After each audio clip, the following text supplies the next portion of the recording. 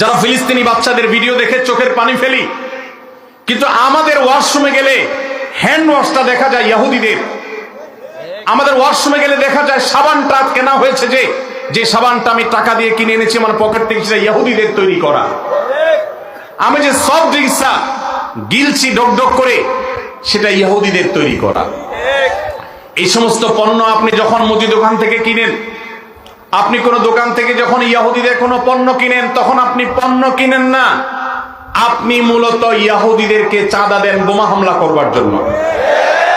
আপনি যেটাকে টাকা দিয়ে সম্পদ কেনা, মাল কেনা মনে করছেন, এটা মাল কেনা নয়, এটা অভিশপ্তদের বোমাবাজিতে সাহায্য করা। লজ্জার বিষয়, কার্যকরভাবে বাংলাদেশে এখনো পর্যন্ত ফিলিস্তিন ইস্যুতে আমরা একটা বয়কট কার্যকরভাবে করতে পারি নাই। একটা সফট ড্রিঙ্কস শুধুমাত্র কিছুটা বর্জন করা গেছে আলহামদুলিল্লাহ, আর বাকি প্রোডাক্টগুলো সব যেভাবে সেভাবে রয়েছে।